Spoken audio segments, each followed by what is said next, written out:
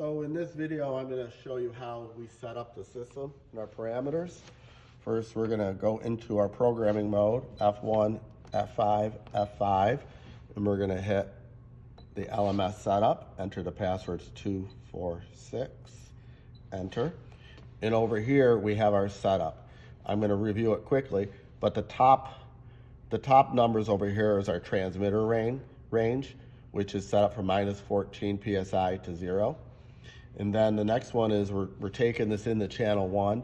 We only use channel 1, so that should always be set for channel 1 on a standalone fuel vacuum system. Over here is our actual inches.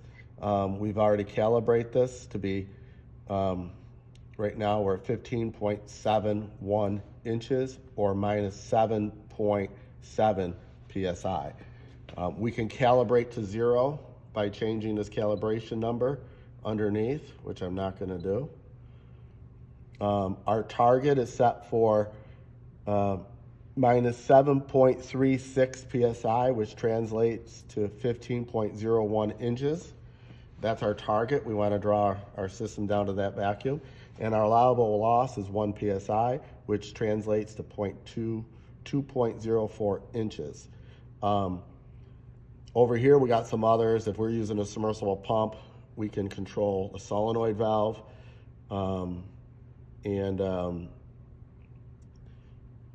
Also, if this is not a dedicated pump and we're using a different pump, we can change these settings to interface with different pumps to draw our vacuum.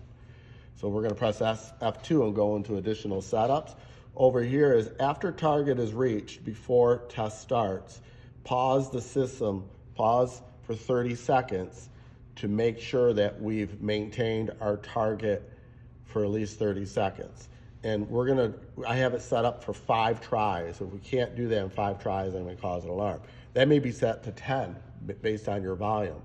We may take a lot of times in order to get that thing to stabilize because we're drawing a vacuum from a large piece of pipe and it takes time to stabilize. So right now I keep that set for 5 attempts.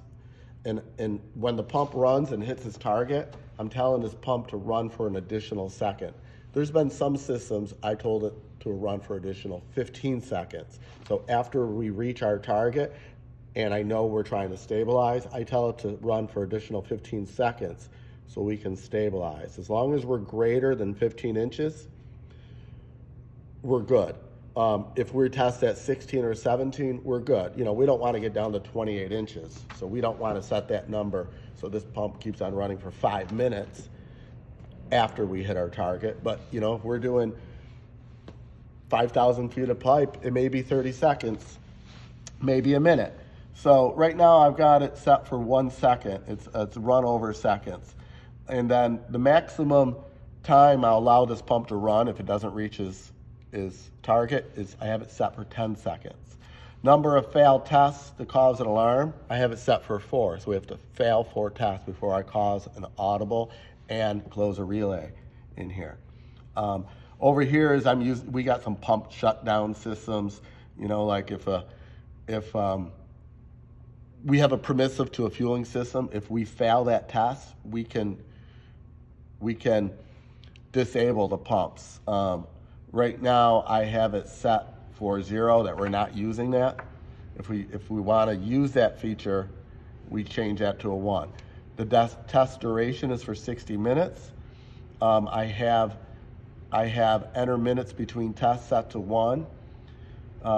Delay starts after fueling in minutes. If we have a permissive in, and if we know you're fueling the system, we can tell it to not fuel or not perform a test or restart the test after you're done fueling for 1 minute. That's if you want to use that feature. Typically, right now we're not using that feature, but it's available.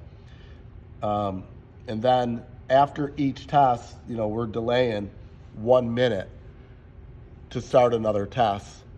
So that's good to analyze your results, like what was your failed results before we start another one, you can look at it. But I'm disabling that feature, so we're doing continuous testing with no delays in between. Pressing this button right here resets all your averages. Over here, your last 10 failed is set for 0 because I reset it. Your total failed is 0. Total passed is 0. And this is our total percent. That's the way that works. So I'm going to go back to our system, and that's your setup.